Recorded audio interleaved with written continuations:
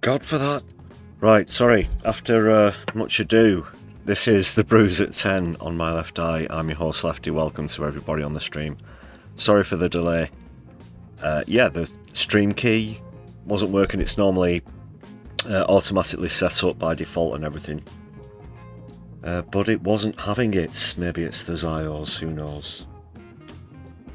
If it is and you are watching, then please do go take a long walk off a short pier, but only if you are a Zionist. As for normal, regular socialist viewers, you're all very welcome here this evening.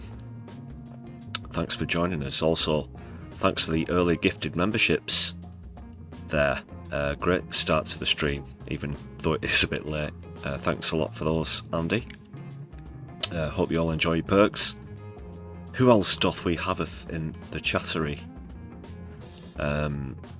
Divinia, great to see you. Nina Sadie, Doc Davies, Floor Snake's with us as well. Sorry, Floor Snake, did you get in touch with us about that clip?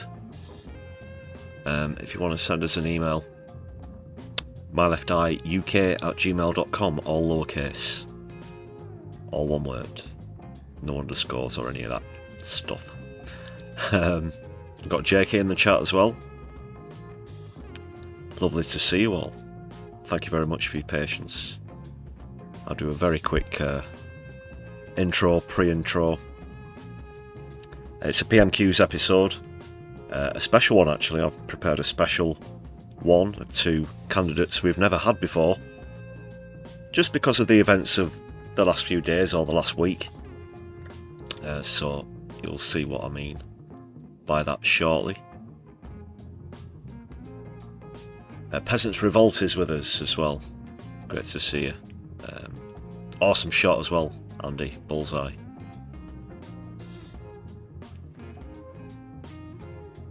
Yeah, the stream key wasn't working, and then I opened it and it immediately crashed, and then I reset it and then it wouldn't find the chat window.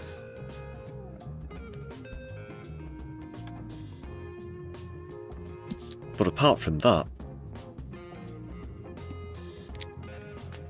I mean, the technical team here really do earn their keep.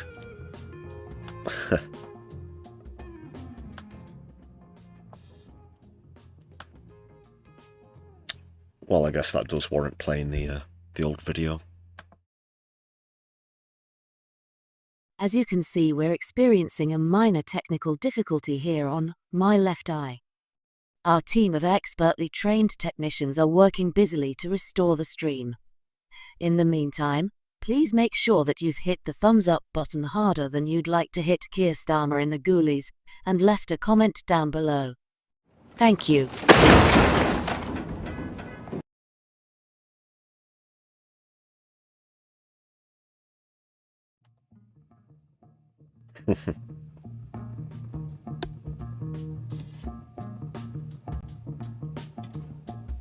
See, I can't always play that video during technical faults because of the technical faults. It's something of an irony.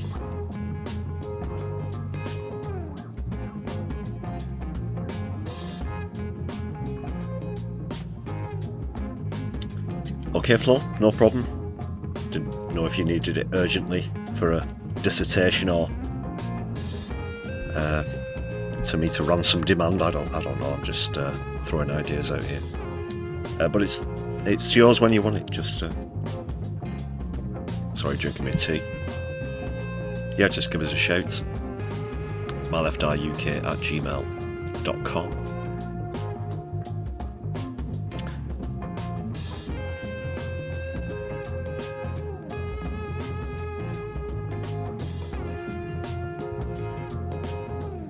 Apart from PMQs then, what's coming up, people? I'll tell you whilst you're busy hitting the thumbs up button and things like that. And also,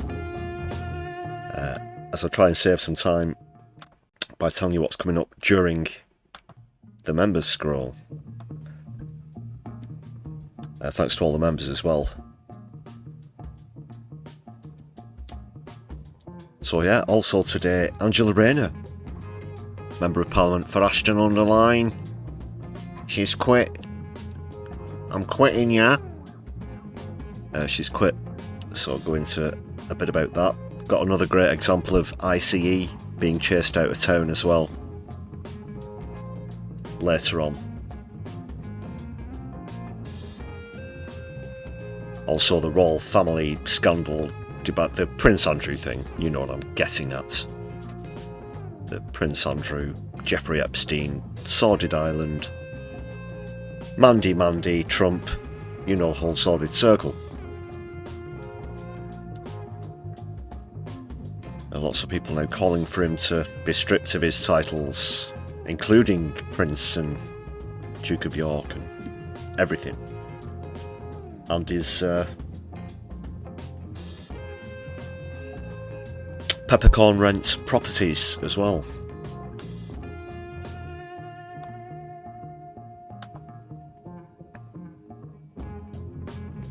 Just wondering why that's okay. It's sorry, I wonder why the members video was taking so long. It's actually frozen.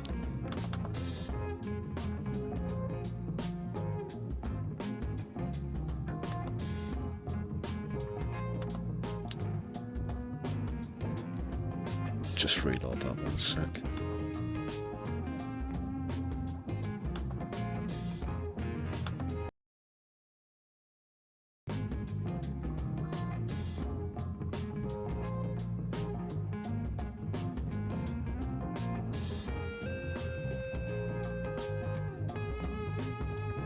So I'll just go from the top again in case it's missed anybody out there.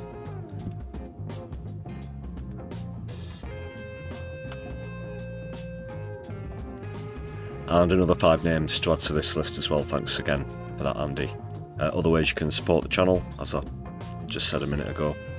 Hit thumbs up on the stream, give us a share on your social media. Super chats are also open if you're watching live, and super thanks if you're watching back later on. There's also a Buy Me a Coffee page, and you'll find the link for that in the description of this stream, or any other content on the channel, which I suggest you check out. Speaking of the ICE, that's last ICE videos made a bit of a revival recently. So thanks again to all the members on the channel. Always appreciate your support.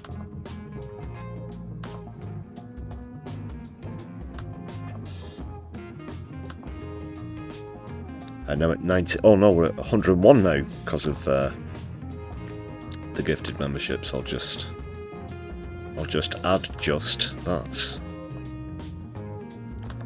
That takes us back over the 100 as well. Excellent.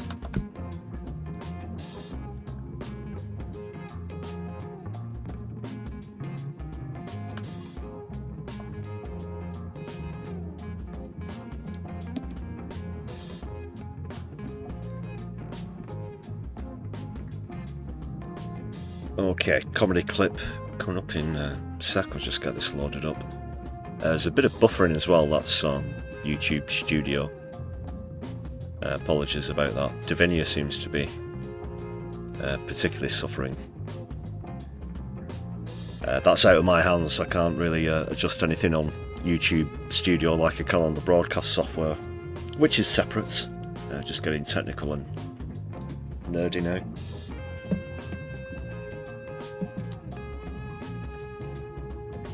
Right, just load this clip up, bear with.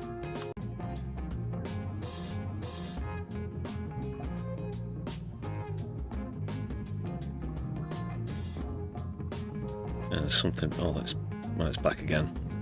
Something's happening with the encoder, or the might be connected to that live stream key issue, I should say. Andrew Luke, welcome to the chat. Thanks for joining us this evening. Solidarity, welcome to the Brews at 10.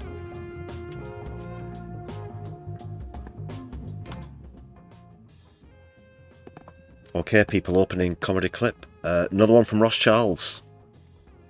This time, without a beard.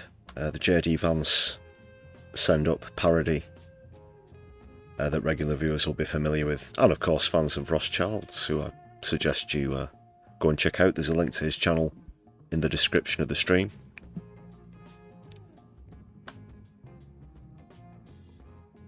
And this is Rothschild speaking to some young conservative Republicans. See how this goes down. Good morning, Mr. Vice President. Hello. I'm Vice President and colostomy bag that learned how to shave. JD, do you love me?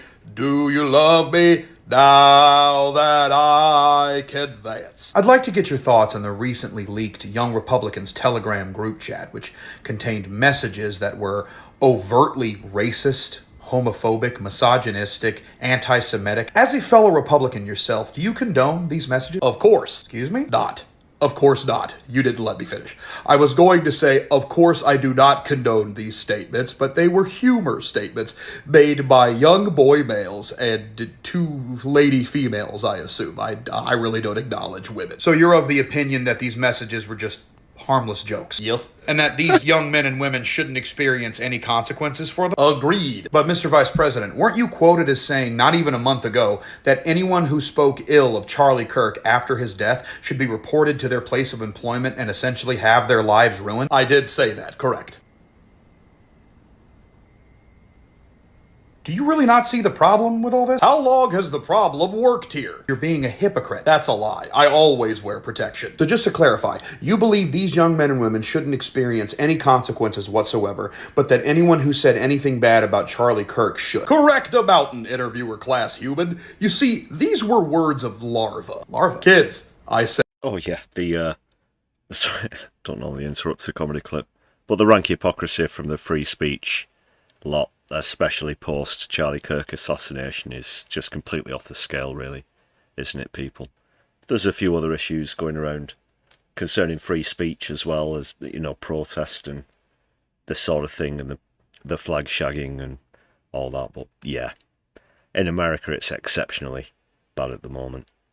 Kids. These are kids. Hapless, impressionable young kids who didn't even say anything about Charlie Kirk except when they directly quoted him about black women. How could you possibly stay mad at kids? Several of the people in that group chat are as old as 35. Exactly, kids, like I said. You see, it's like this. 24 to 35, they're kids. 18 to 24, youths. 16 to 18, teenagers. 12 to 15, consenting adults if they're girls who work at a spa. The point is, you shouldn't persecute people for exercising their constitutional rights. What about the fact that ICE agents all over the country, particularly in places like Chicago and Portland, have been flagrantly violating people's First, Fourth, Fifth, and Sixth Amendment rights? Those are American heroes keeping America safe from aliens, and aliens have no rights in the Constitution. What are you talking about? The Constitution is very clear when it's talking about the rights of citizens and the rights of people. You get it. Rights are for people, not aliens, except the ones wearing hillbilly meat suits. Meat suits? Skin. What? Clothes.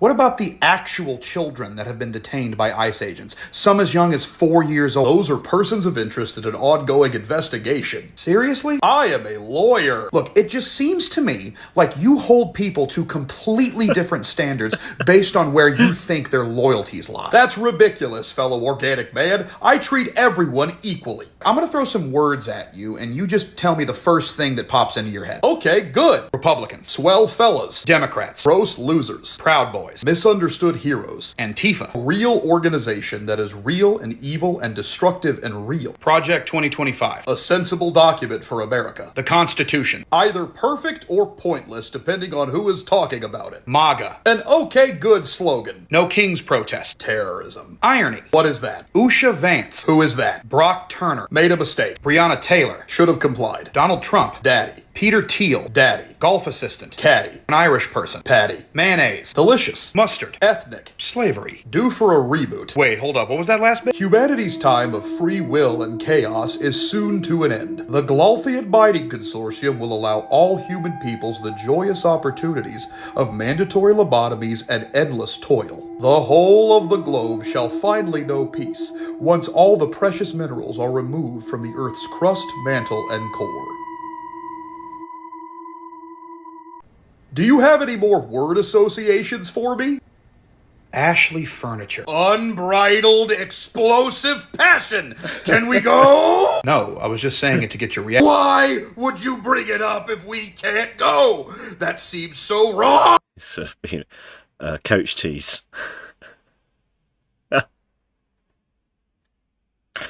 What a couch tease, man. All right, Mr. Vice President, I'm going to have to ask you to calm down.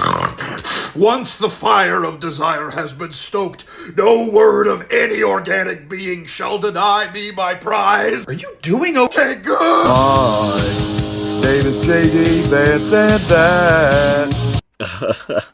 Sorry, I was off to Paul's Rothschild's clips at the end because of the background music and copyright things, etc. Great one again from Rothschild's, yeah. Sorry, I think I introduced the wrong clip. It was Rothschild's, but not the Meeting Young Republicans one, the other one.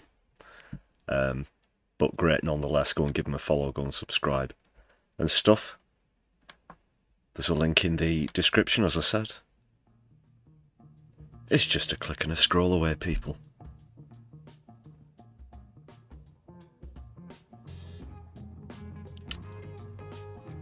I see while we had the clip on there, yeah, Flow Snake, you brought up the sacking of Mike Graham of Talk TV for a very racist post on social media.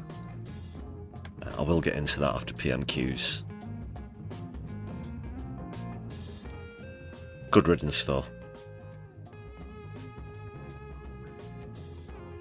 And yeah, he did once interview my friend Cameron Ford, and claimed that you can grow concrete. This was all about CO2 output of current methods of building, housing, businesses, etc.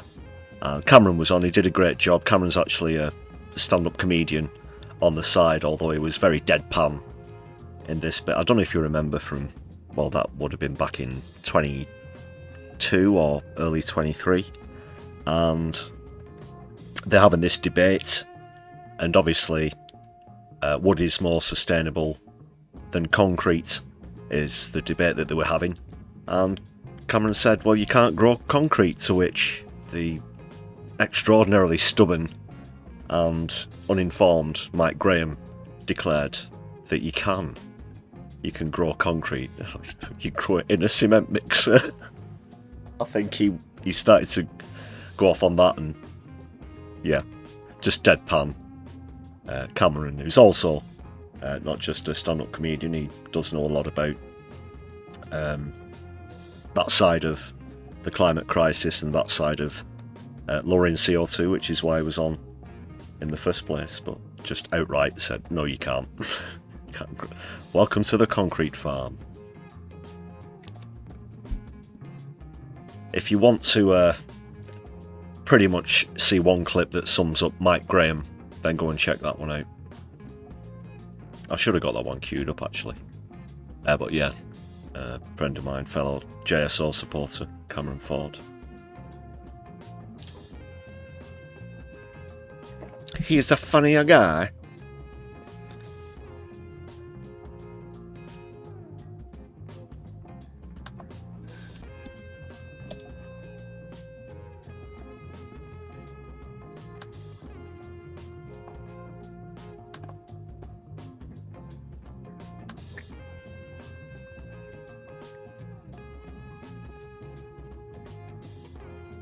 Okay, where were we, people? Yes, there's a bit of a change now. Pardon me.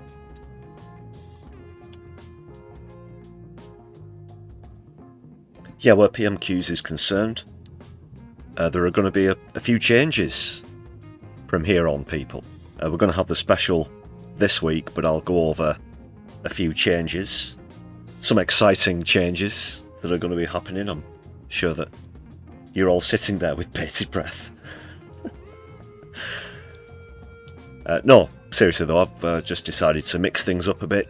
I thought with the low scoring and whatnot recently, I don't want to risk the feature turning sour, because it's bad enough that we have to go through PMQs for lack of a socialist at the dispatch box. It really does become somewhat of a pantomime and a bore on occasion, so let's try and keep the game lively with a few changes, which I'll go through in a moment.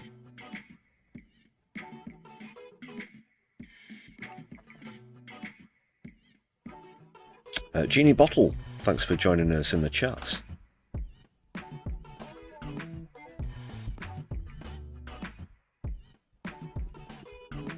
Great to see you this evening. Solidarity.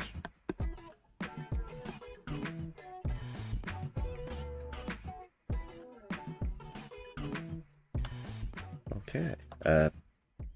Let's get cracking then, people. Second week since the long summer, the long break, not for summer but for conference season.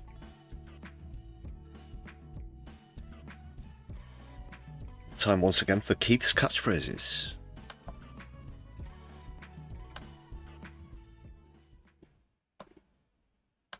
We now come to Prime Minister's questions. Thank you, Mr. Speaker. Deliver. Black hole. Plan for change. Deliver. Black hole. Plan for change. Deliver. Black hole. Plan for change. Deliver. Black hole. Plan for change. Thank you, Mr. Speaker.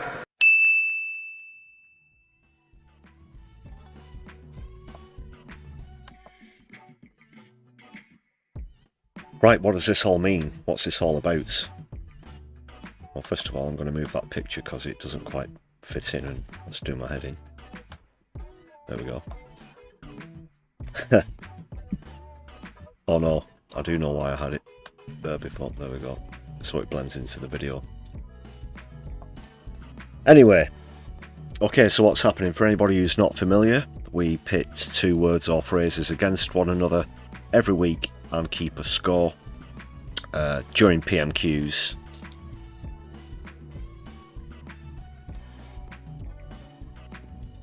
Because especially where Keith is concerned, it's the same old crap, time and time again.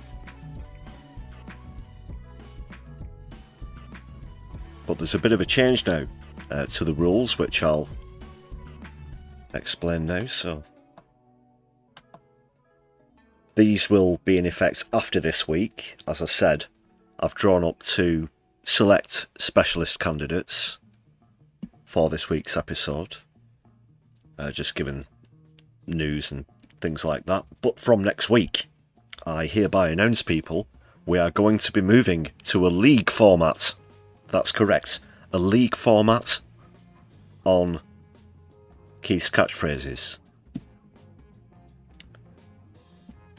Perhaps one of the finest features on the Brews at 10. So this is what's happening with the changes in the rules. Rule number 1 remains the same. Contending phrases must be spoken by Starmer and Starmer alone. Rule number 2, it's a winner stays on format. So where it used to be 2 losses in a row and they drop out, it's just down to 1 now and the winner stays on. However, if it's a tie or a draw or a stalemate, whatever you want to call it, then we have a replay. Both will return the following week. Rule number 3, slight variations are allowed on the words or phrases, for example, past tenses, pluralisation, etc. Where the league is concerned, rule number 4, it's 3 points for a win, 1 point for a draw, and of course 0 points for a loss. So there are going to be 8 candidates in all.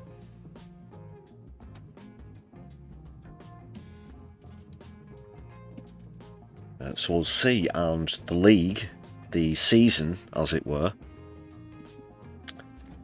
will run through until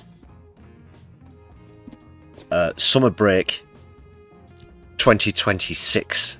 So that's going to be a while. So it'll be a slightly shorter opening season.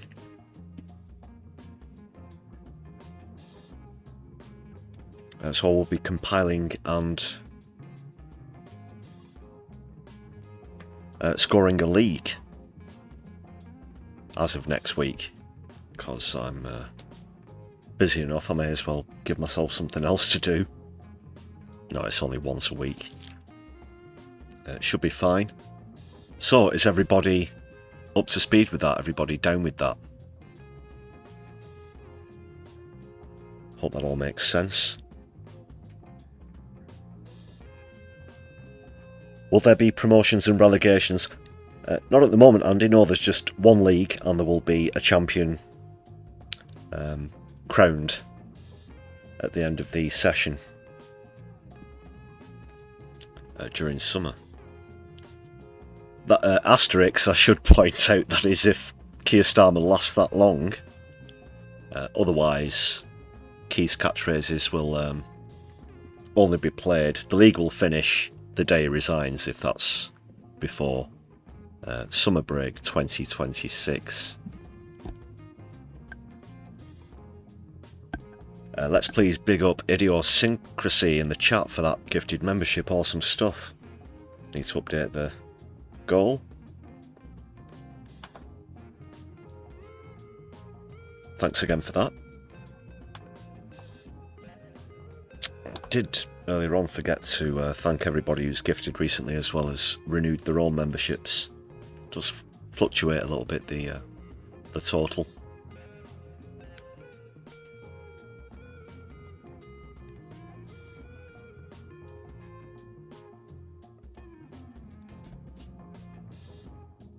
Okay, without further ado then, we'll just get into the session.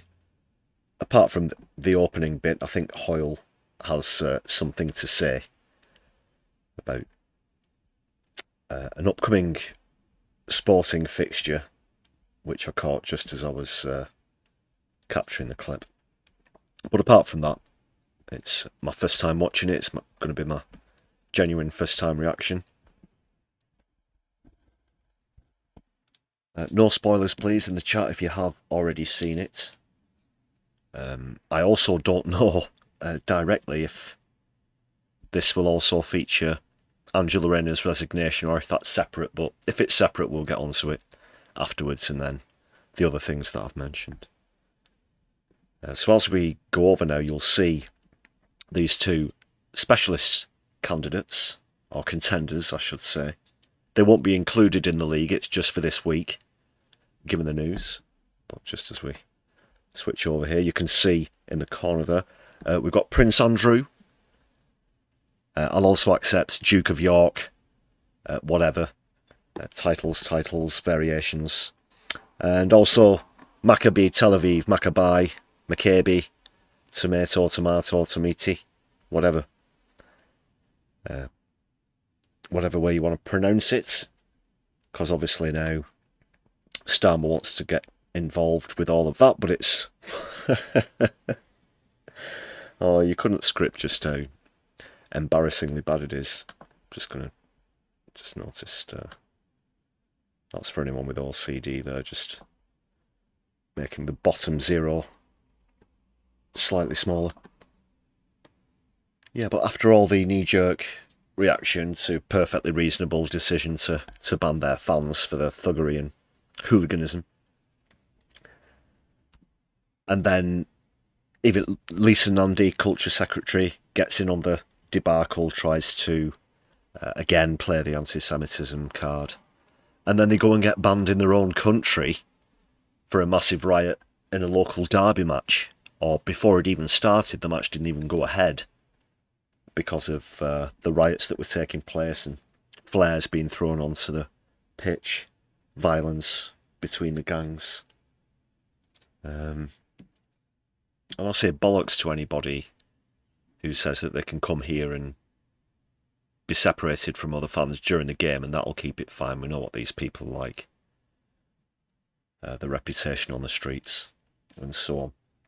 In fact, former Conservative Party leader Ian Duncan Smith was in an interview again trying to defend the Maccabi fans and playing the AS card, and it turns out there isn't a single example of Maccabi Tel Aviv playing abroad without there being some sort of violent incident.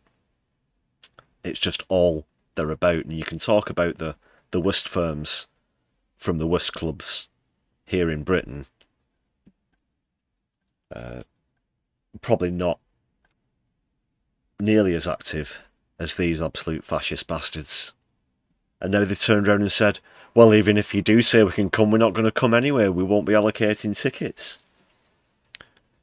After all that, And Sky News have been caught out as well, haven't they? In the reporting. Anyway, that's a tangent waiting to happen, so let's get into things. So yeah, Prince Andrew and Maccabi Tel Aviv. Let's see who wins. Place your predictions in the chat. And hopefully we can get a high-scoring game this week. There's something in the back of my mind that I need to do or haven't done. Oh yeah, there we go. There it is. Okay, Lindsay, you sloppy mouthed wanker. Let's get this shit show on the road. Before we come to Prime Minister's questions, I'm sure the whole House will know that this weekend the Rugby League Ashes returns for the first time since 2003. I'd like to place on record my very best wishes to the England team, which will make the major rumble in London this weekend. It's the first of 3 matches against Australia. We now come to Ross Savage. What happens to politics not getting involved with sport? Prime Minister. Thank you, Mr. Speaker. On Sunday... He needed Prime Minister. Literally, the next half hour or so is entirely dedicated to you. You might want to stand up and fucking say something, even though it's going to be blah blah. Can I echo the sentiments of the Speaker? Yada yada yada. Today I shall have such meeting. Blah blah blah. Unveiled Labour's plan to recruit hundreds of thousands of workers into clean energy, creating quality, well-paid jobs in every quarter of the United Kingdom. All right then. Very quickly, I'll get onto that. GB Energy. Does he want to talk about GB Energy? Nice freeze frame there. You can get a screenshot of that and have fun on Photoshop. That's all I'm saying. So, GB Energy. Okay, this massive thing that they were shouting about, and yeah, Ed Miliband is going to be at the forefront of this revolutionary new government department, GB Energy, lowering your bills and really growing renewable production in this country. Do you know how many people work for it? Do you know how many?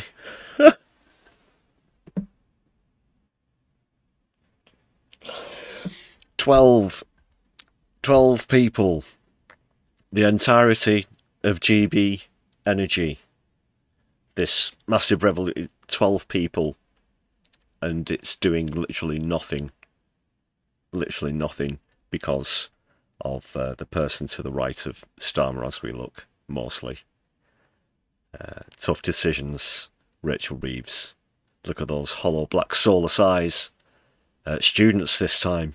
Isn't it, Rachel? Yeah, let's put student fees up. On Monday, we announced the new V-level qualification to make sure every young person has the skills to realise their... As soon as I swear I have not seen. I only saw a little bit about what Lindsay Hoyle said at the beginning. It is very predictable, though, of course. Labour are ensuring that everybody has the right to education in this country.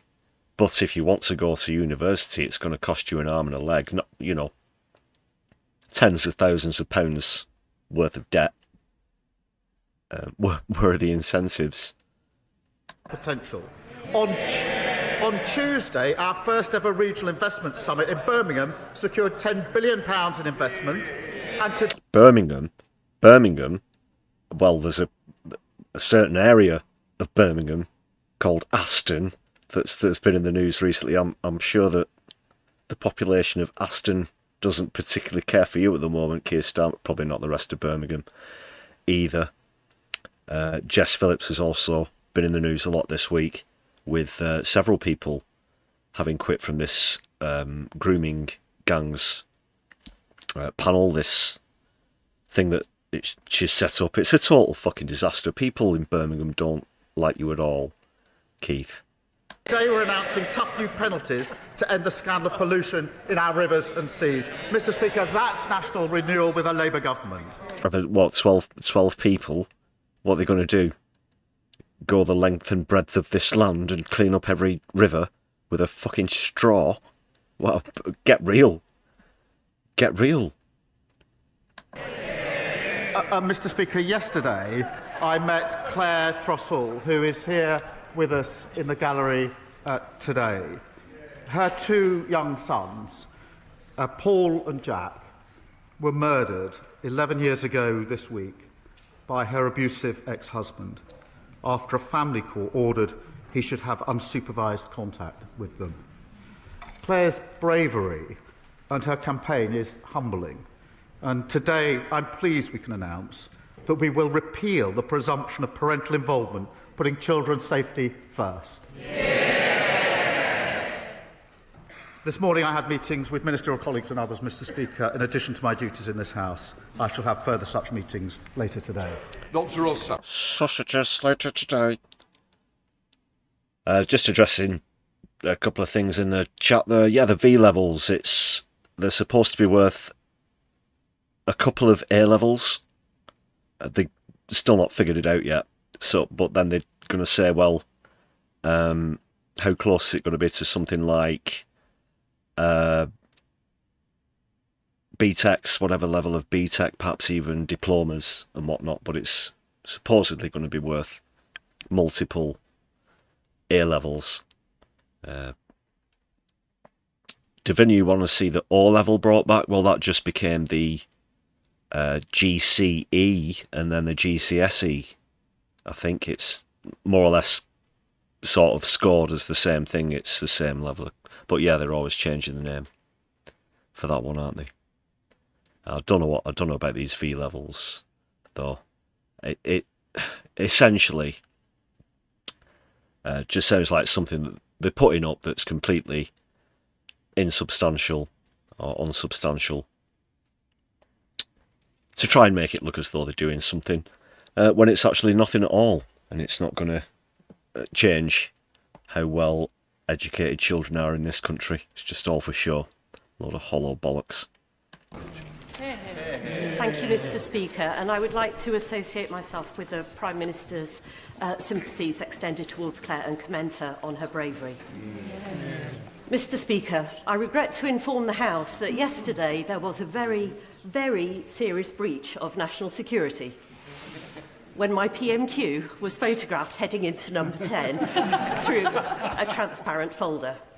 However, the nation can rest easy. On this occasion, no state secrets were revealed. However... Is this a... Sorry, I don't know if this is a joke or did that actually happen?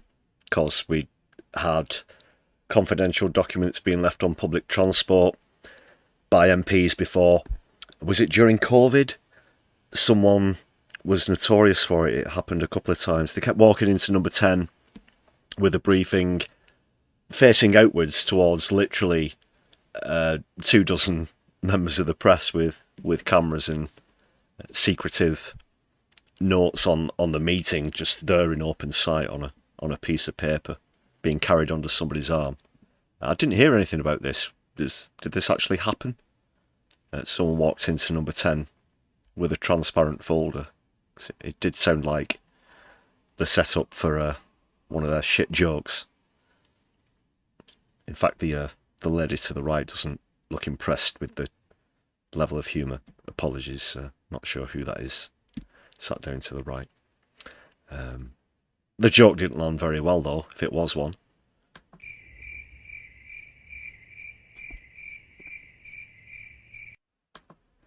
Yeah, not the best. Let's crack on.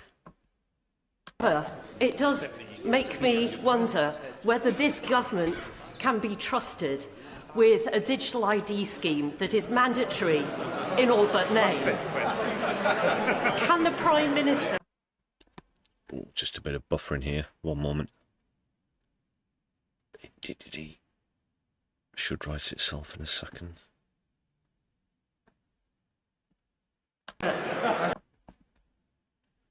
It's trying.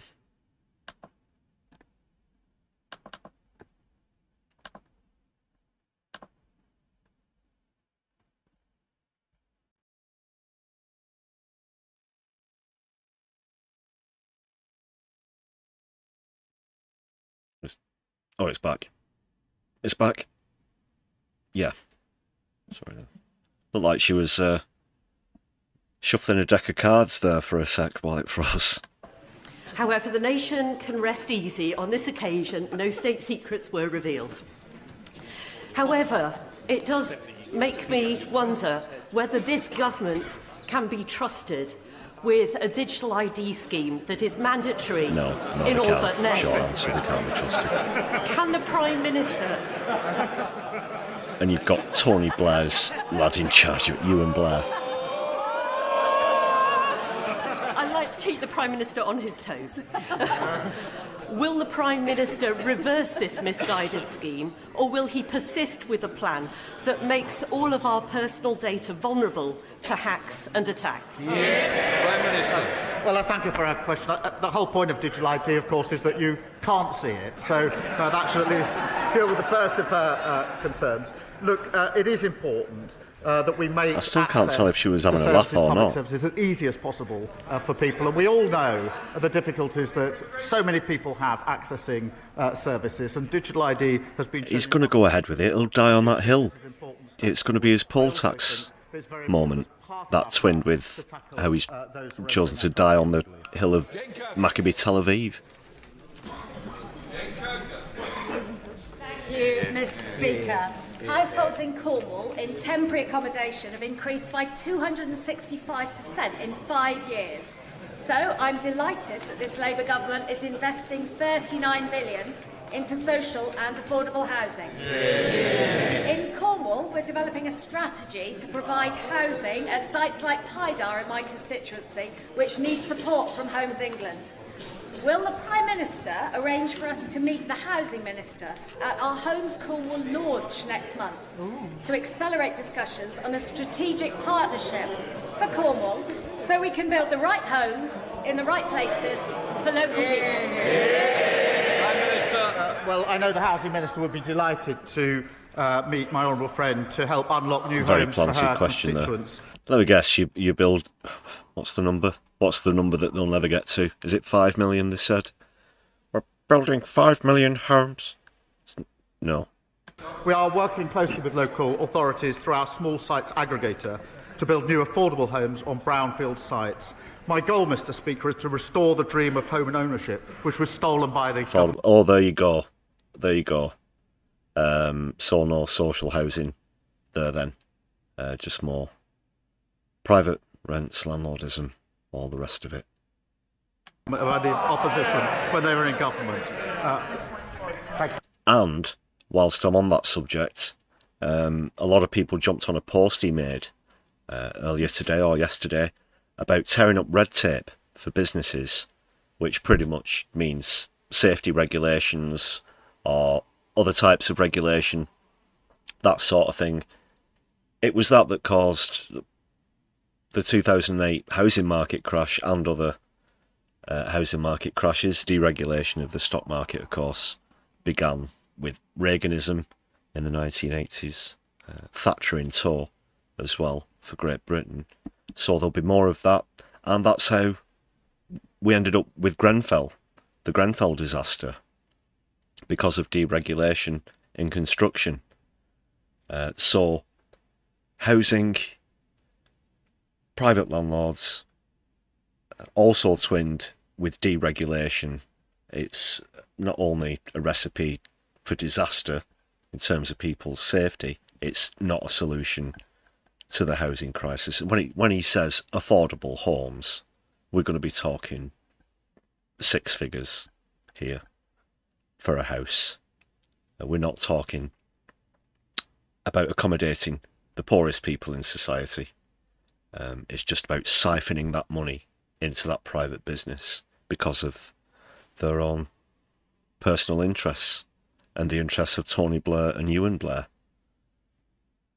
Reminder that the former Prime Minister, Tony Blair, who was on a then modestish salary of probably roughly £90,000, adjusted for inflation, and now he has hundreds of millions of pounds in shares in his son's property company. How does somebody with a relatively modest salary compared to those amounts somehow acquire such funds.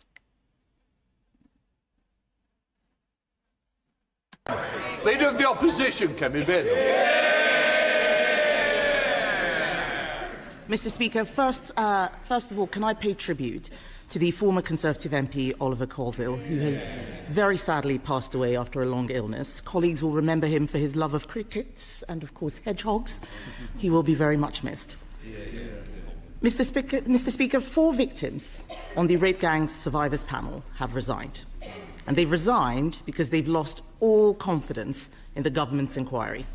So I'm giving my first question to one of them, to Fiona. She said, being dismissed and contradicted by a minister when you're telling the truth takes you right back to that feeling of not being believed all over again. Fiona's question is simple. What's the point in speaking up if we're going to be called liars? Prime Minister. Yeah, so like I said earlier, Jess Phillips is under a lot of pressure because of this now, and rightly so.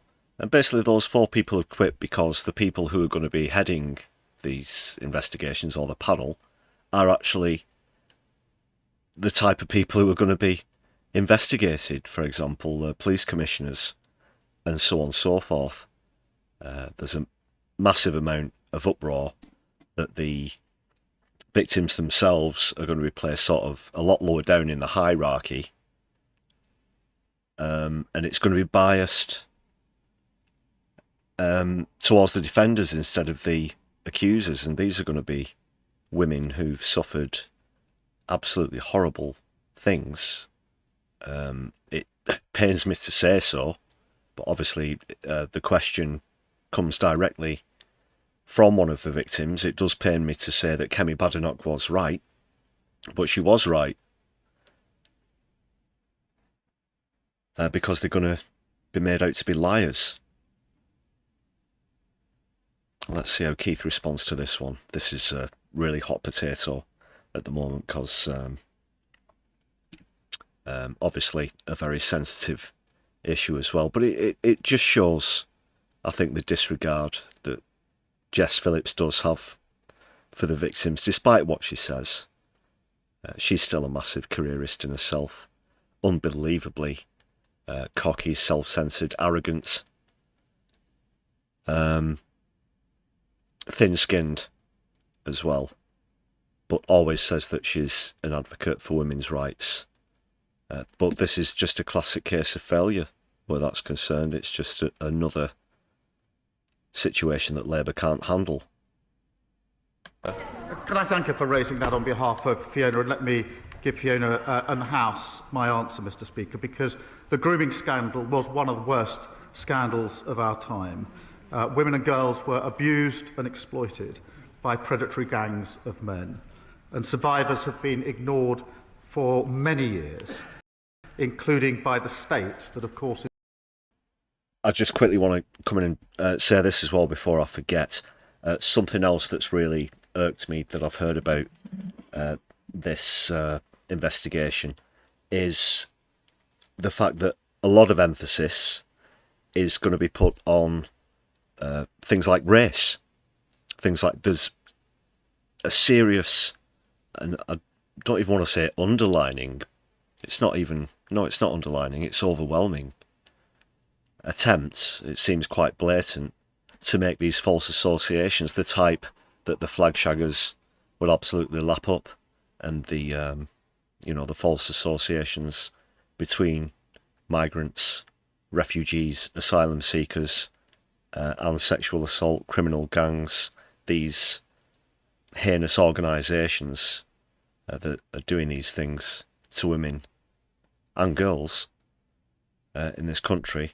But it's only stoking the fire of the far right with this emphasis, because the stats don't match. And the ONS definitely know that. Keir Starmer's got to know that. But they've got the blinkers on because they have to fuel this agenda in their heads to rival reform, to try and gain something back in the polls. And I think it's absolutely horrendous, this race baiting that seems to be one of the themes of this as well. as a lack of consideration for the victims. So those two things combined, plus probably others, it's absolutely sickening. It's absolutely sickening because the conviction rate for such crimes is very, very low. They really have to make the best efforts, especially when you're talking about networks and gangs and these organisations, which I would imagine are much easier to police or sort of identify than individual cases or domestic cases. So get with it, because this case is in the headlines and there are a lot of victims out there, and you know, we have to show that there's hope for justice. But this is really bad. This is really bad. That's concerned. Couldn't organise a piss up in a brewery. Supposed to protect them. My vow to Fiona and them is that this national inquiry will change that. I do acknowledge that in recent days some members, including Fiona, have decided to step away from the panel. I say this, Mr. Speaker, should they wish to return, the door will always be open.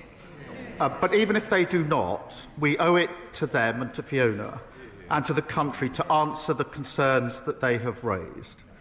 The inquiry is... This is the nicest way I've ever heard somebody say, well, screw you, we're going to carry on anyway, and whichever conclusion we reach will be stamped as the official conclusion, no matter what any of the victims think or say. And they are the ones in the know, because they've been through it. They were there when it happened. They can describe how these gangs operate. They can identify individuals. And obviously there's a huge emotional part to this as well. So to just say, well, if you're going to go, then we're going to run off and do it anyway, when this whole endeavour was supposed to be centred around them in the first place. I think it's an insult. I think it's an absolute insult. Not and will never be watered down. Its scope will not change. It will examine the ethnicity and religion of the offenders, and we will find the right person to chair the inquiry. I can tell the House today, Mr. Speaker, that Dame Louise Casey will now support the work of the inquiry, and it will get to the truth. Injustice will have no place to hide. Mr. Speaker, I doubt she'll be satisfied with that answer. He says that they could return to the panel if they wish to. Why would they do that? The government has been engaged in a briefing war against survivors. Elizabeth. This has got me humming and nodding along with Kemi Badenoch. It's so disgraceful. It really is. This is like shooting fish in a barrel for Kemi Badenoch. Even she couldn't miss. Oh, really? They say shame? Why don't they listen to what Elizabeth had to say? Why don't they listen to what Elizabeth had to say? Elizabeth, who was abused in Rotherham from the age of 14, had this to say, and I quote, "The government has created a toxic environment for survivors." They were looking for answers from the Prime Minister, and what they've heard is Labour MPs saying shame at their words. Yesterday, Mr. Speaker, the Safeguarding Minister said Elizabeth was wrong. Who should we believe? The Prime Minister's Safeguarding Minister or Elizabeth? Prime Minister. Mr. Speaker, let me put on record my respect for all of the survivors who've been through the most awful ordeals. You don't get... The gaslighting continues. You don't get to do the opposite of what you're about to say that you dedicated to, or whatever shit's about to come out of your mouth. It doesn't work like that. Just honestly don't buy it. It's horrendous. Pull the other one. And I want to thank those that have been involved so far for the work in the process. What we're trying to do is to get this right and have an inquiry with survivors at the heart. As the safeguarding minister You're failing told House massively, yesterday, Keith, that's massively. obviously not easy. They've all come with difficult experiences. There are a wide range of views, understandably, and every survivor does bring their own painful experience to this. The survivors met the prospective chairs this week, and we want to have them to have the chance to engage. I want survivors to be at the heart of this. I want an inquiry that can get to the truth. These are the hard yards, I accept that, but I want to press on and get this right. Press on and get this right. Is that the new keep calm and carry on? They're in the gallery. They're, you'll have to pardon my language if I let fly a bit here, but I'm sure you're all grown-ups anyway. They're up there in the gallery looking down at this piece of shit. And it's making my blood boil, and it's not even a member of my family who's concerned. I'm sure that they're up there, and the piss is turning to steam with this fucking absolute compost that's coming out of his fucking oral cavity. Jesus wept. Mr. Speaker, he says that he wants survivors to be at the heart of this, but in his first PMQs this year, he said we did not need a national inquiry. And when he did, all of these MPs cheered. They were nodding their heads, including the safeguarding minister. They voted against the national inquiry 3 times. Yes, they did. Yes, they did. They voted against the national inquiry. They did. They voted against the national inquiry 3 times, so the victims don't believe them. They can say no as much as they like. It is on the record. They don't like it, but it's true. Well, a few murmurings. If that were incorrect, you would have heard an absolute uproar there.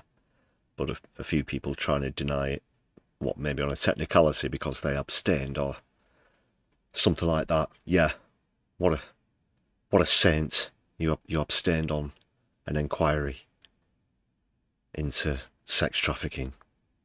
Yeah. Pat yourself on the back, whoever that was. Now, one of the victims has quit. Contrary to what the Prime Minister's just said and what the Home Secretary wrote this morning, they believe that the inquiry will downplay the racial and religious motivations behind their abuse. Aren't the victims right when they call it a cover-up? Prime Minister. I don't think that element is particularly true if... I'm not saying the victims are trying to make false associations, but as I said before, if anything, that would be overstated by the inquiry because of Keir Starmer's political motivations in mirroring reform, etc. So it's definitely not going to be watered down. If anything, it's going to be hyperbolic. Well, let me reassure the victims and the House that the scope of the inquiry will not be diluted, and we won't shy away from cultural or religious issues. And Mr. Speaker...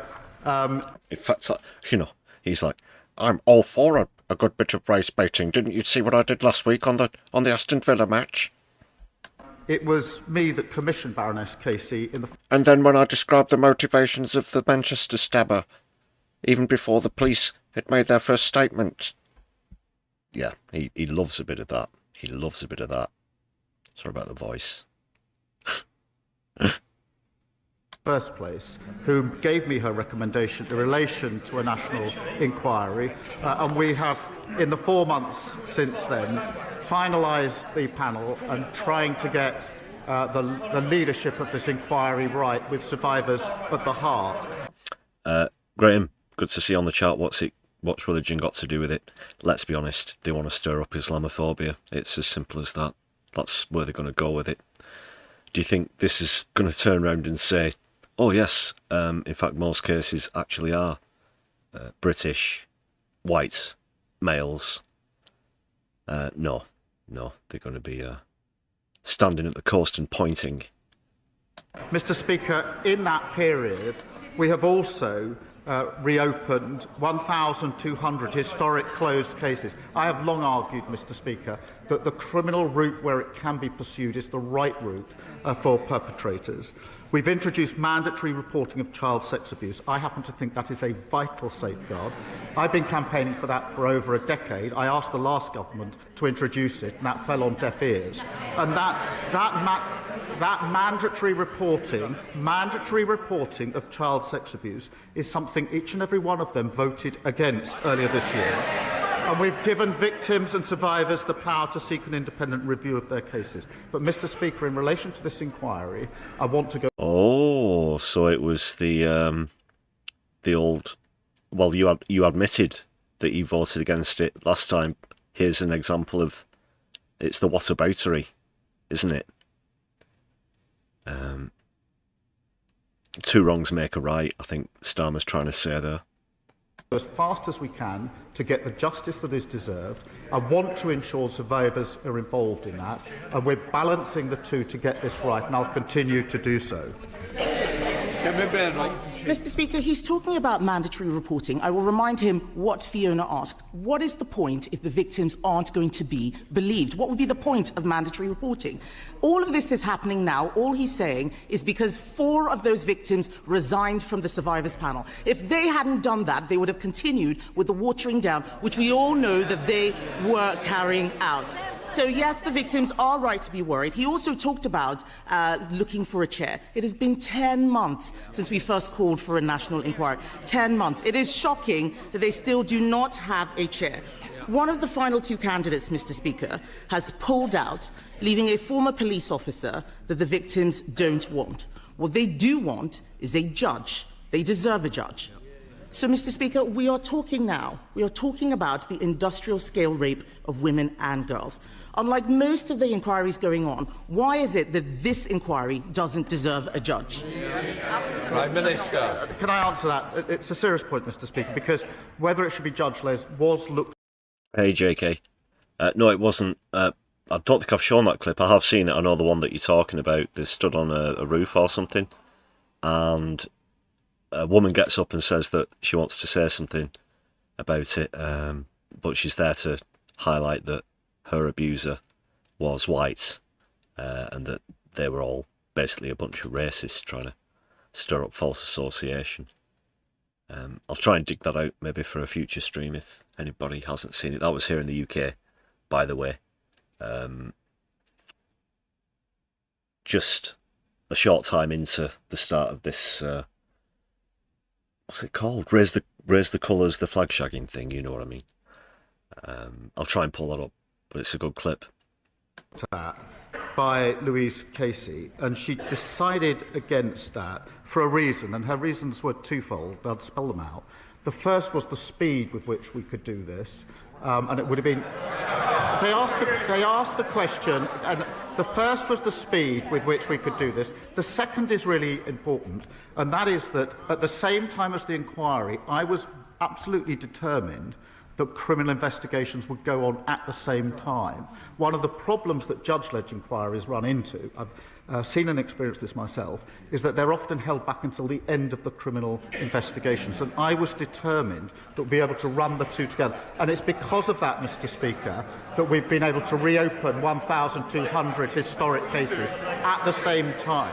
And, Mr. Speaker, she asks, what's the point of mandatory reporting that she voted against? I don't think she understands how it works. This,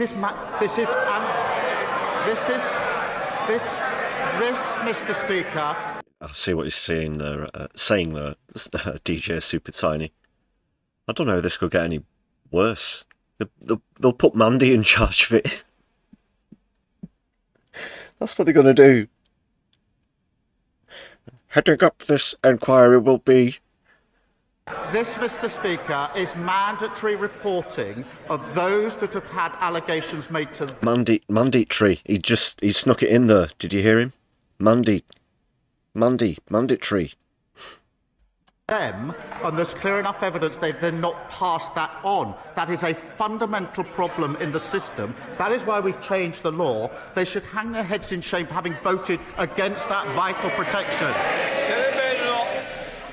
What he should hang his head in shame in is calling this a far-right bandwagon when we first raised this issue. The deputy leader, the future deputy leader, we all know who's going to win, called this a dog whistle. What we need to think about He's a passenger. Is the victims. It is He's the in I spoke to one of them first class. Let's remember, these are victims who waived their anonymity, an incredibly difficult thing to do. And they believe that the safeguarding minister has lied to them and about them. One of the survivors has said, and I quote, "Jess Phillips needs to be removed because I don't think her conduct during this has been acceptable for the position that she holds." That is, those aren't my words. Those are the words of a survivor. It is a shame that Labour MPs are drowning that out. The member for Birmingham Yardley has clearly lost the confidence of the victims. That's Jess Phillips. She's going. She's definitely going at the next election. Another one who only scraped by on a few hundred votes. And it would be good to see the back of her as well. Because she's too busy trying to get on the front cover of... what magazine? Was it Esquire? Or something like that? Or she was in Esquire, not on the front cover. But a bit distracted with her own ego and career instead of looking after her constituents. She still have the confidence of the Prime Minister. Can I just... Is it, oh, I might be getting it. That's not Leanne Mohammed's. The one where Leanne Mohammed's just behind her. Is that Wes Streisand's? It's an independent candidate anyway. It'll come to me in a second. Say, but Prime Minister, even if we are quoting somebody else, we shouldn't quote it because it's a direct allegation against a member of this House. So I'm sure that that's not what was intended, Prime Minister.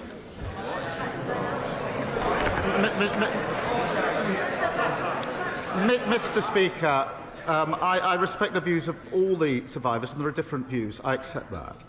But the safeguarding minister, I think, has probably more experience than any other person in this House in dealing with violence against women and girls. Alongside her will be Louise Casey. These two individuals, Mr. Speaker, have spent decades standing up for those who have been abused and sexually exploited. And I absolutely think they're the right people to take this forward. Absolutely Speaker, not. she doesn't have more experience than the survivors. The fact is, just a few weeks ago, he was standing there telling us he had full confidence in the best friend of a convicted paedophile. So it is no surprise that people have no confidence in what he is saying. The victims have said that she should be sacked. We on this side of the House believe that she should be sacked because this is about Labour failure. Labour never wanted this inquiry. We demanded it. It has been Labour-run councils, Trafford, Bradford, Blackpool, that tried to suppress the truth. It is Labour ministers attacking the victims. Oh, hang on. Trafford. Again, not too far from where this live stream is coming from this evening. Don't you drag Manchester into this. Lady, what are you trying to say here? We're standing up for them. And how is it, Mr. Speaker, how is it that whether it is rape or Chinese espionage, when he's in a position to do something about it, it's always someone else's fault? Well, Mr. Speaker, my priorities are listening to and standing up for the survivors. That's why we're doing the work. 15 minutes. That's why we've reopened the criminal cases. Why we brought in mandatory reporting. But I would gently remind them they had 14 years in office. They barely mentioned this issue.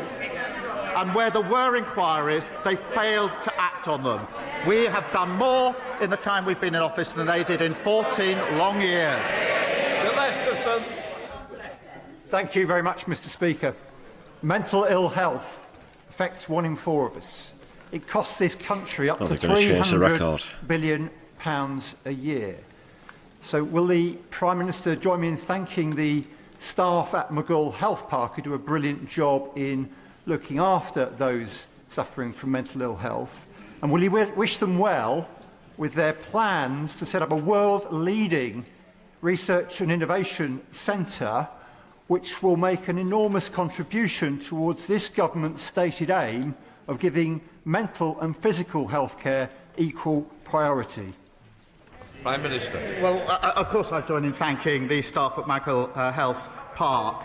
Mr. Speaker, we are investing £15.6 billion to bring down mental health waiting lists, vital in continuing to drive down inactivity and helping people to get the care that they need.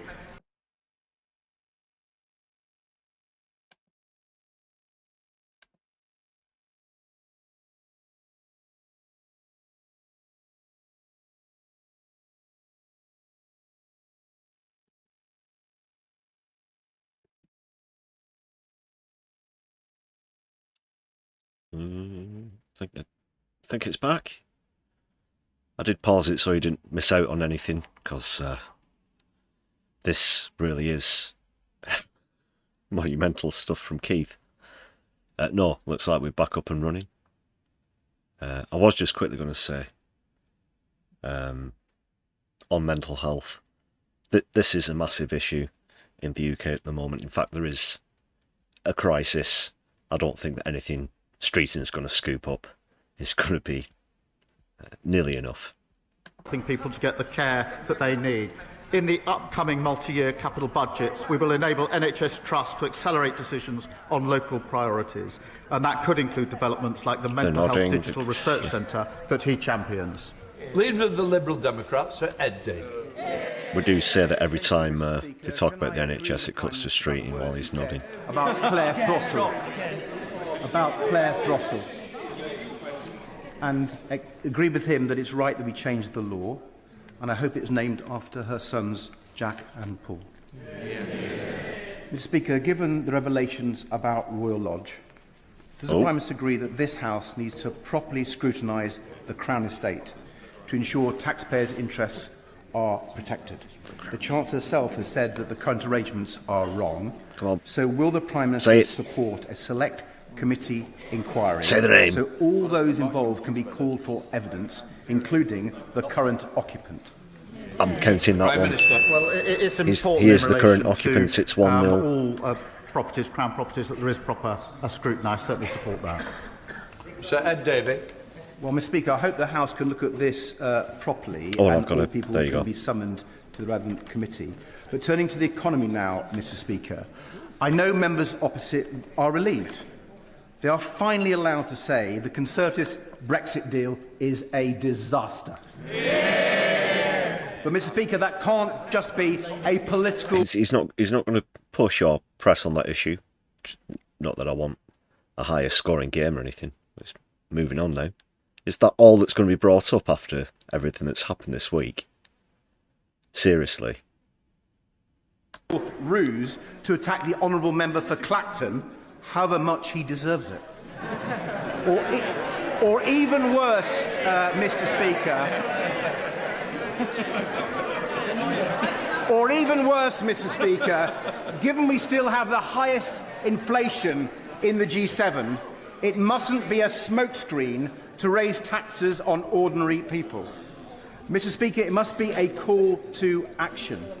So will the Prime Minister act now to repair the Brexit damage by negotiating a new UK-EU customs union to boost Britain's trade? That won't happen. Stan won't go for that anyway. That won't happen. The EU wouldn't have that. No. There's one customs union, and it's the customs union. With every country in it. If you're out of the loop, you're out the loop. There's no... I mean, this exceptionalism that we expect to get, you're either in or you're out. And Starmer's not going to want to touch that hot potato before the next general election, that's for sure. For anybody who had the hopes on a referendum or anything like that, that's definitely not going to happen. Earliest sniff of that might be in the 30s, perhaps. And grow our economy. No, I don't think that's the way forward. What we've done is to have a much closer relationship with the EU, recognising the damage done by the flawed Brexit deal that the party opposite negotiated. We've also struck deals with India and with the US, record investment into this country, and the fastest growing economy in the G7 in the first half of this year. Did you not? We got the highest inflation. We've got the highest inflation as well That probably more than cancels it out, Keith. Food prices are up. It's just there. Look around you. Look around you. You can see this. The whole fake concept of the economy, which is essentially, like GDP, is just rich people's dick measuring contest, if I'm being frankly honest. And as far as where the population is concerned, things like prices for food, rents, bills, this kind of thing, anything you can laud about, oh well, our such and such is higher than Belgium's and France's and Germany or whatever, it just doesn't marry up with reality, because trickle-down economics has had many decades now to get down to the working classes, and it clearly hasn't. It's clearly failed. And trying to gloat that our economy is doing better than whatever country, it doesn't matter. People don't wake up in the morning and go, oh well, at least we can gloat that we're higher up than France on this chart. But inflation is the thing that is actually affecting people and prices, and that is what you're failing on, and that is what you'll be judged by, I hope.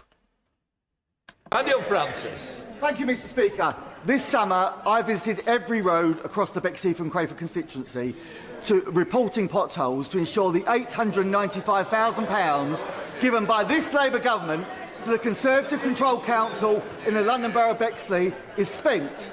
However, the Conservative Cabinet member responsible for roads on the council wrote to our local newspaper asking that I stop reporting potholes because it was causing work for the council. Will the Prime Minister join with me in urging my Conservative council to get on and spend that money to make roads like May Place Road East safe to drive on?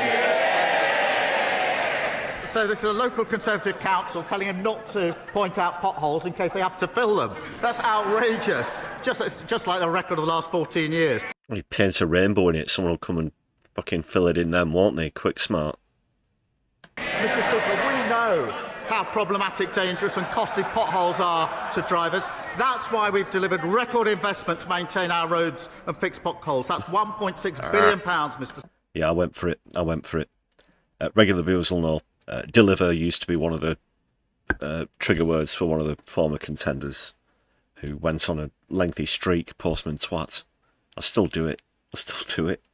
Speaker, that money's been given to councils, but it comes with strings. So my message to reinforce this is clear to the council: use the money, fix the roads, show how you're carrying out repairs, or lose the money because it's councils who get on with the job of fixing our roads. And I'll make sure the Road Minister follows up with him.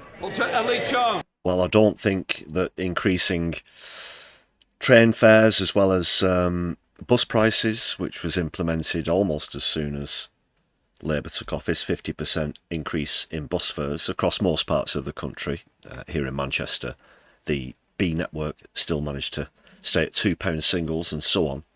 But that doesn't help to encourage people to use public transport, fewer cars on the road, and therefore fewer potholes, because there are so many people now unnecessarily using cars to commute when they're perfectly able-bodied enough to go and get public transport on, or they don't car share or whatever. Turning the country into a car-centric nation, the way that the United States of America is, doesn't help. So it's the whole macro ideology, as well as you shite public transport policies. Even though there are some things being slightly nudged towards nationalisation now at the moment, this wholesale nationalisation that we were promised, even as far back as when Starmer was trying to become leader of the Labour Party itself, has turned out to be, well, bag of shite.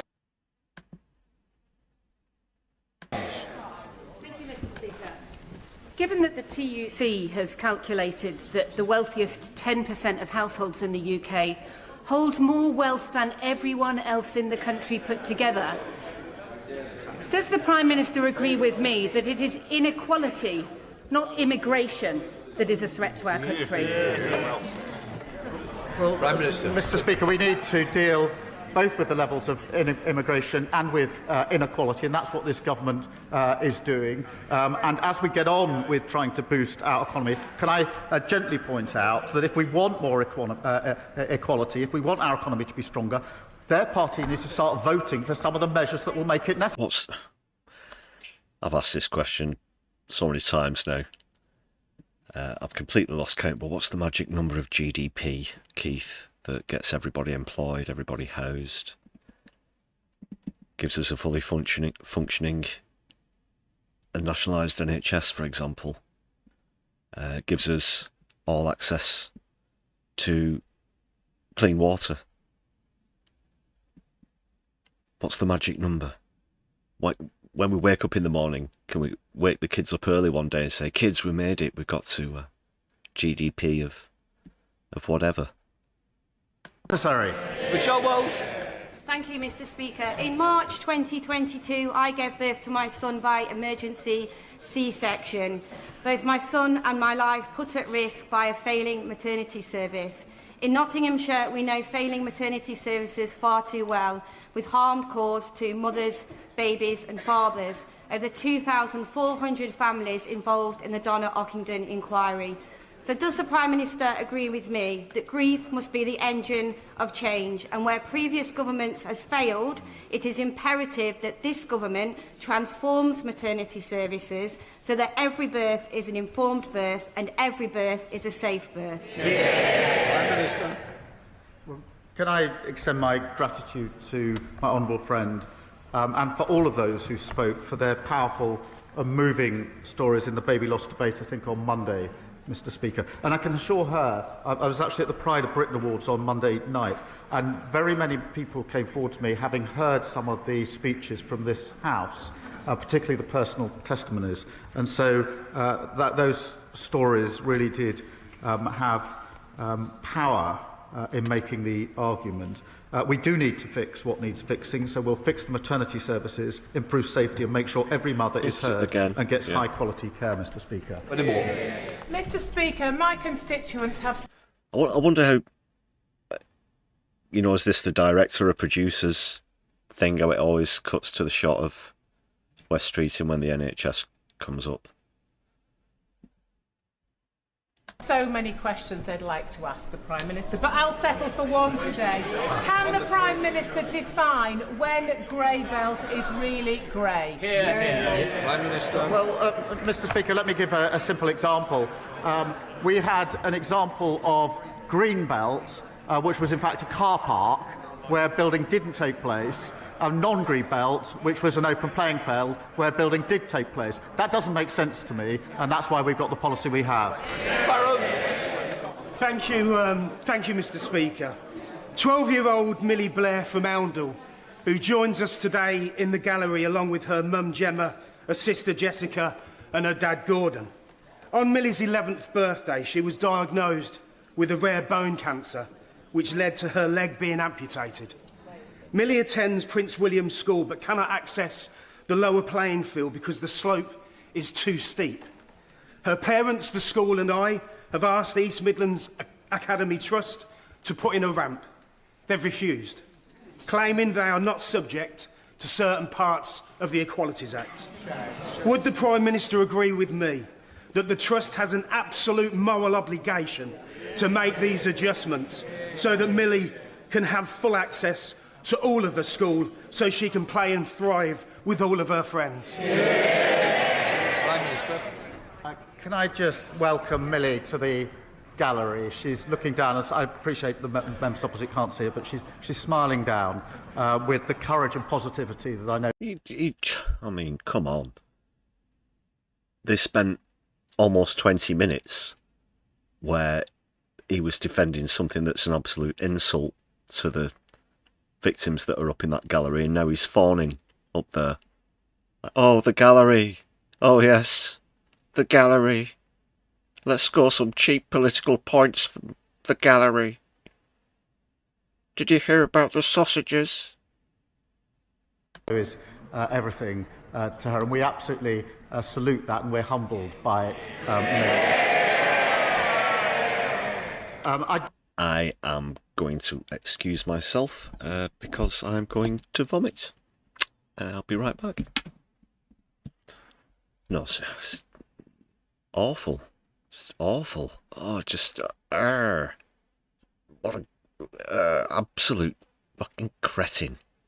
In relation to the decision, Mr. Speaker, I really do find it hard to understand how a school trust could make a decision like that in relation to the ramp. And rather than, as it were, berate them from here, I would just implore them on behalf of, I think, everybody here, and Millie in particular, to just look again and please, I hope with the endorsement of the whole House, to reconsider that decision, put that ramp in, and match the positivity and the courage that Millie has shown all of us. And I thank the honourable friend for raising this campaign.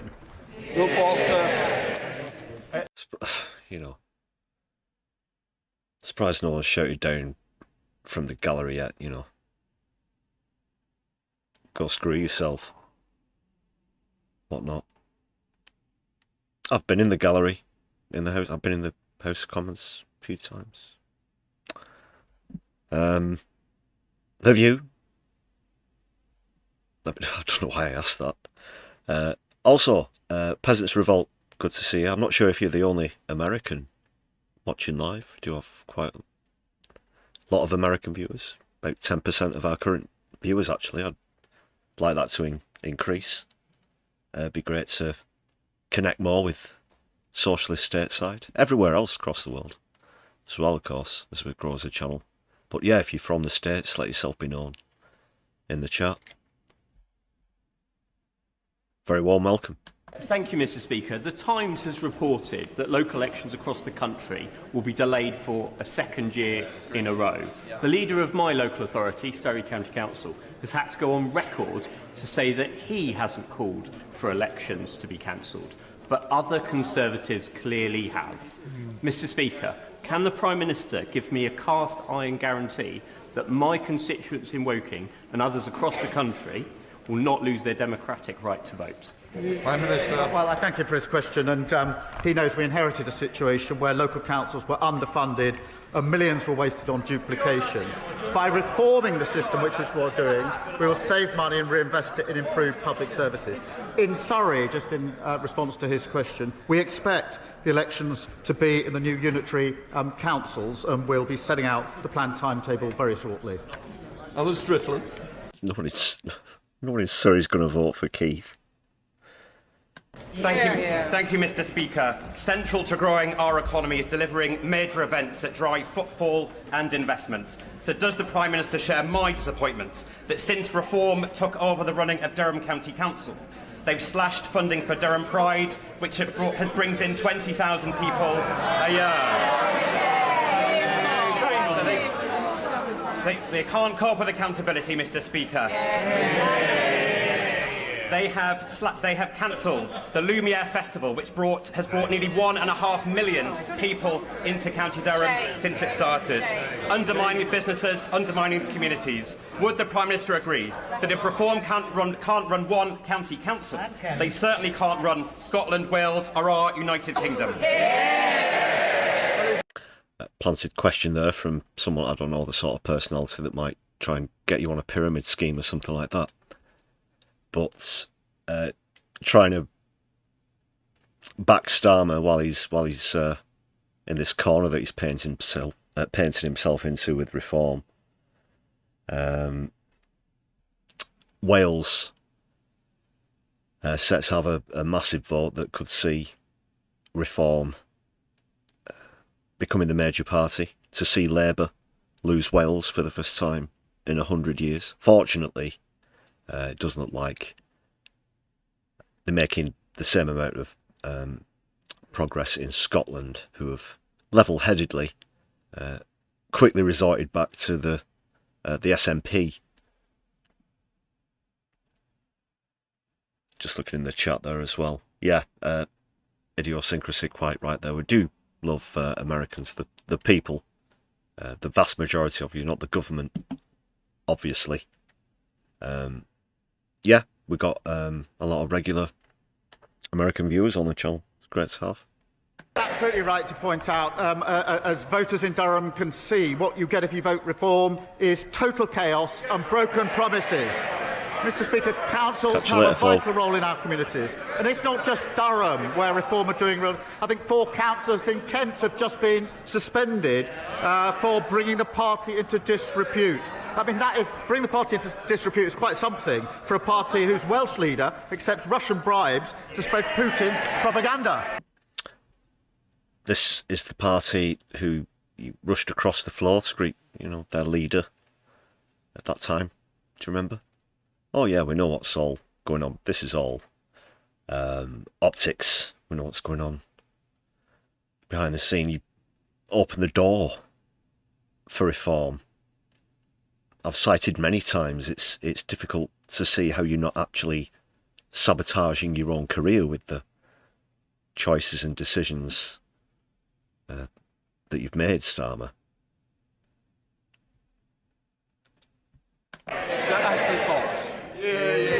And Labour councillors, not as perhaps as prolifically recently, but these quality candidates that he was banging on have been in disrepute as well as MPs.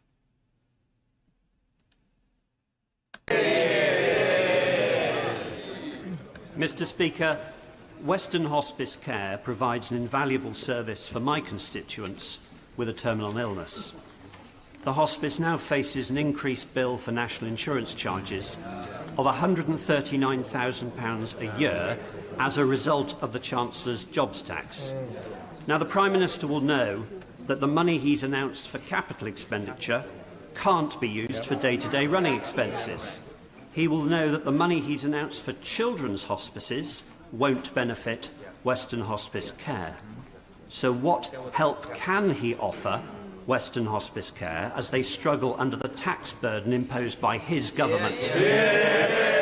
Mr. Speaker, we're putting in the support that we can for hospices, and of course the money that we've put aside at the budget for the NHS is absolutely crucial in relation to that. The NHS was underfunded for 14 long years. We've now put the funding in to allow the NHS to do the work that it needs. This budget's going to be grim, very grim. Mr. Speaker, December will mark the 10th anniversary of the Storm Desmond floods that devastated my Carlisle constituency and forced thousands of people from their homes.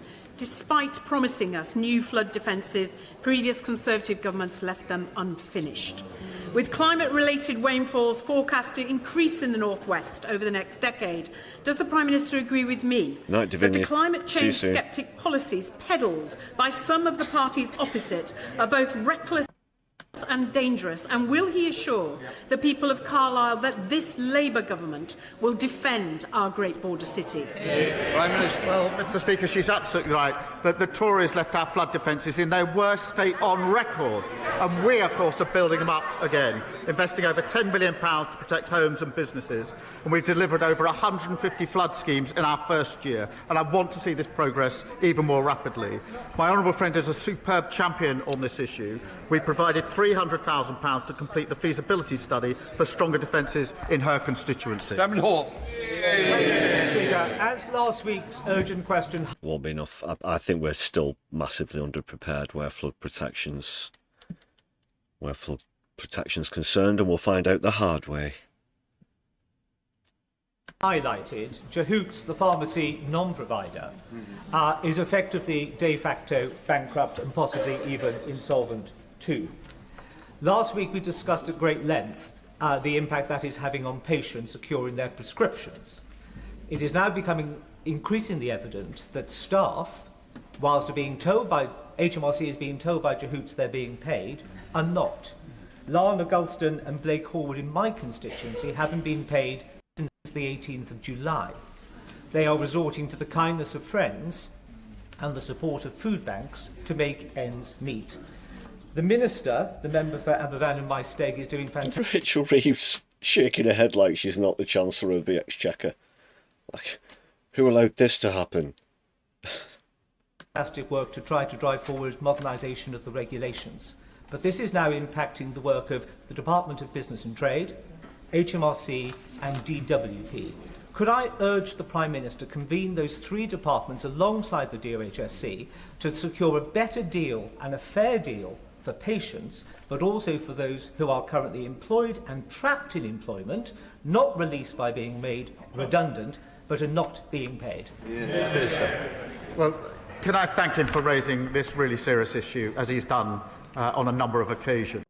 Not familiar with this specific case too much, but it sounded like they've been made redundant, but they're still working there, but they're not getting paid. Is that what he said?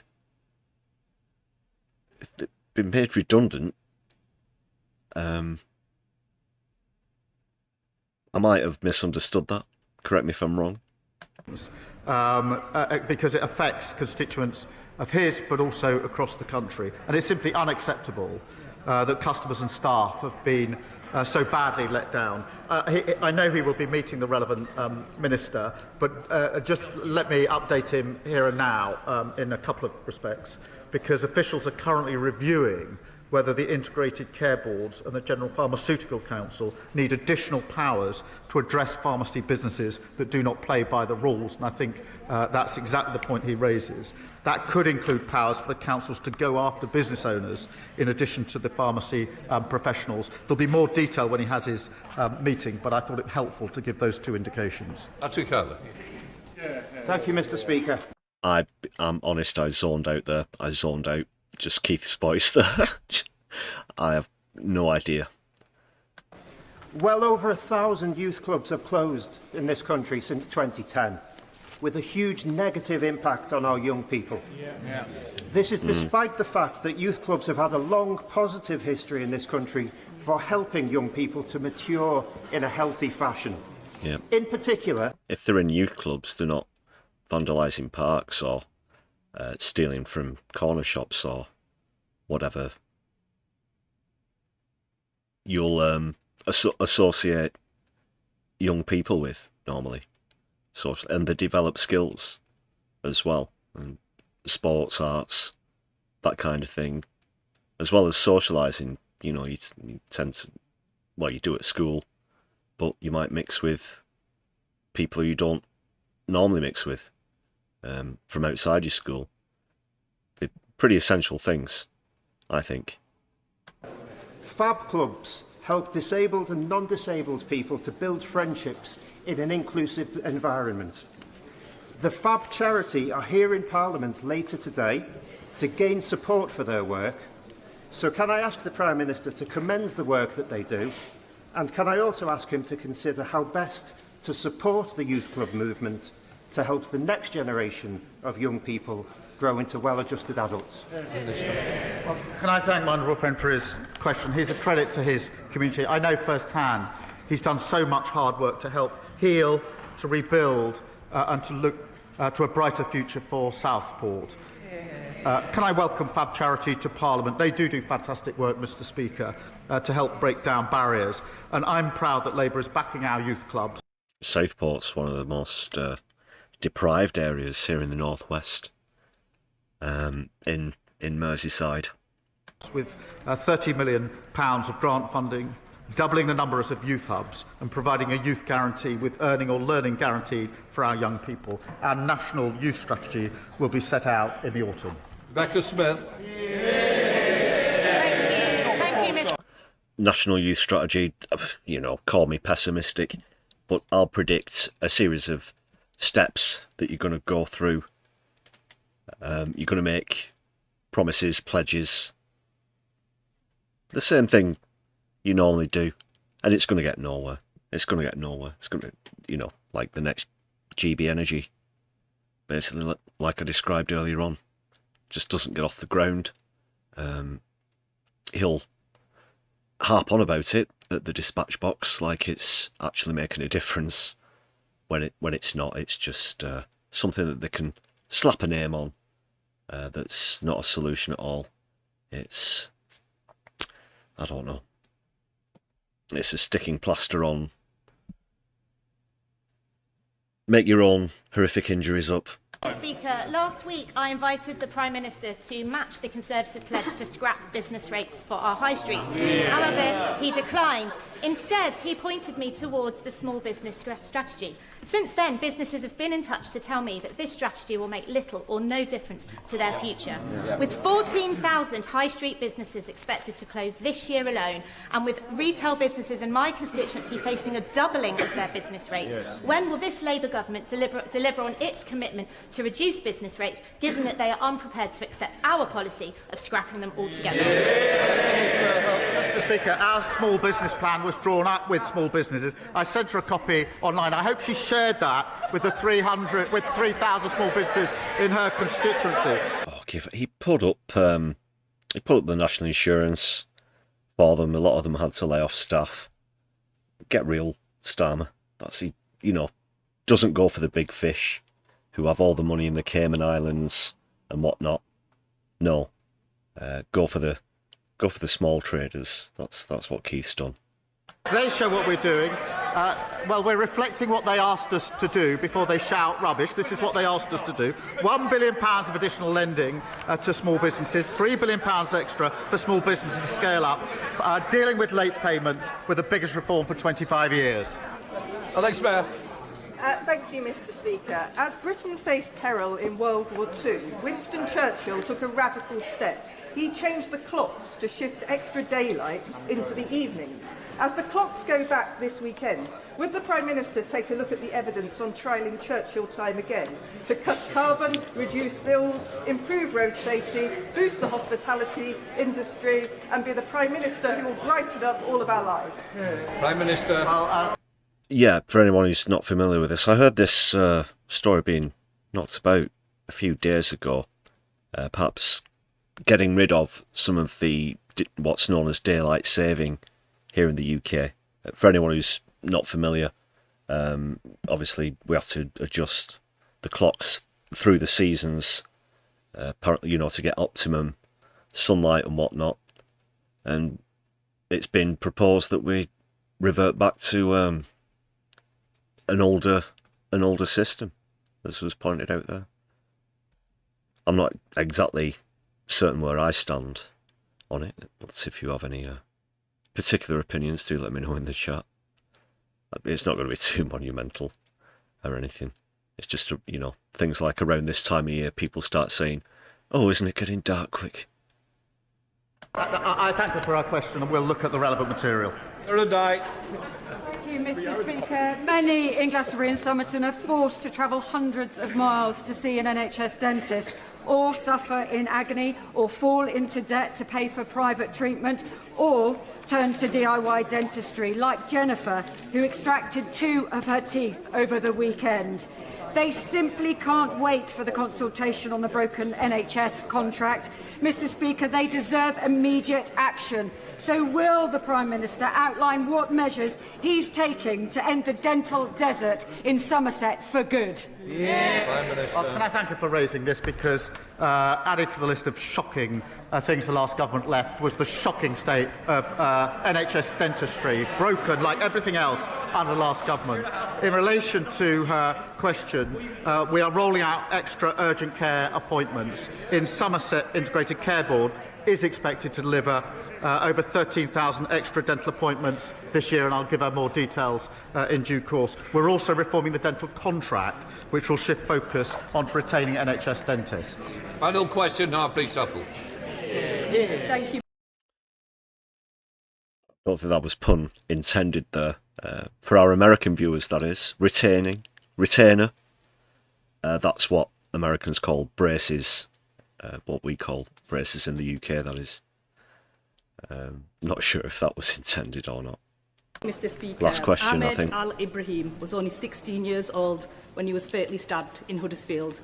His life was cruelly taken away in what the police described as an unprovoked and motiveless attack. On a visit to Netherhall Learning Campus in my constituency last week, I know how important this issue is for young people. Spoiler alert, but I don't think this is going to concern Prince Andrew or Maccabee Tel Aviv. So will the Prime Minister commit to redoubling efforts to tackle serious violence and knife crime through more visible policing, stronger prevention and investment in youth services? Prime Minister. Can I thank her for raising this devastating case, and my thoughts, I'm sure those of the whole House, are with the family and friends. Through our crime and policing bill, we're increasing penalties for the illegal sale of knives and giving police new powers to seize knives likely to be used for violence or cause harm. We've also launched a coalition to tackle knife crime to bring together campaigns. What powers didn't they have before? They're illegal, they have been for some time, and you can keep adding classifications of all these different types of knife. I'm not sure how effective that's going to be. And community leaders to tackle the root causes of knife crime and help protect the next generation. Front benches change over. Changing over, and it's a narrow victory, even though I gave him a very, very lenient exception, but 1-0 to Prince Andrew, who probably for the last time in his life is a winner.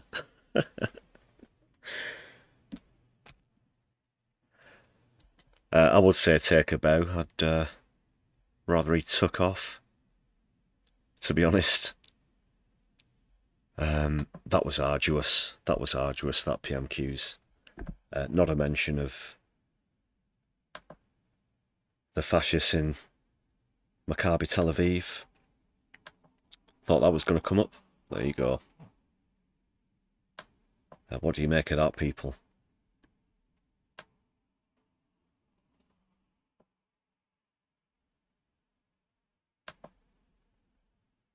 Right, let's crack on before it turns into a late one. Well, you could say it already has. 1:15 midnight now.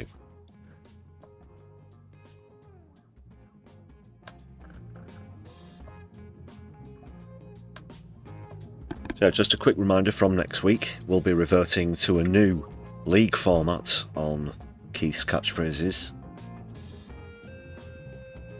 Very exciting times ahead, I'm sure.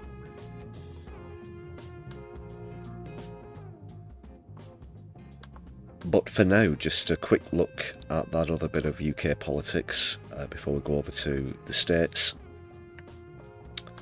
That's with the stories, I'm not travelling there myself. Former deputy until fairly recently, and now former member of Ashton-under-Lyne has resigned following much scandal. Let's see what's happening.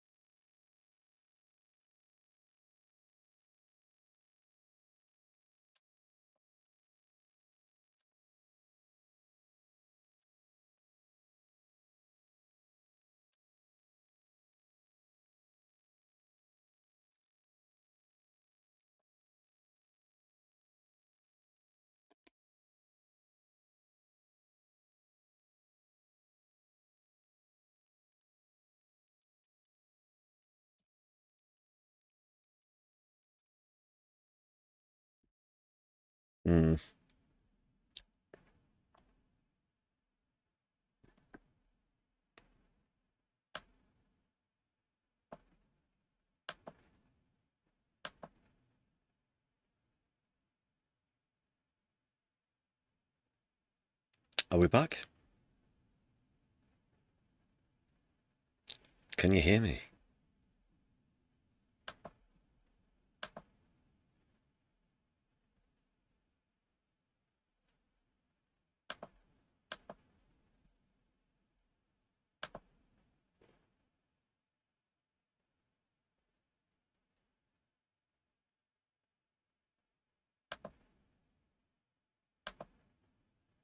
Oh God, you can hear me.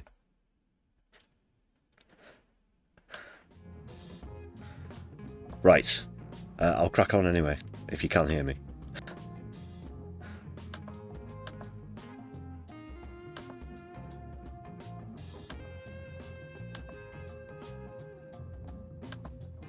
Yeah, this Angela Rayner quitting. Let's just get this up.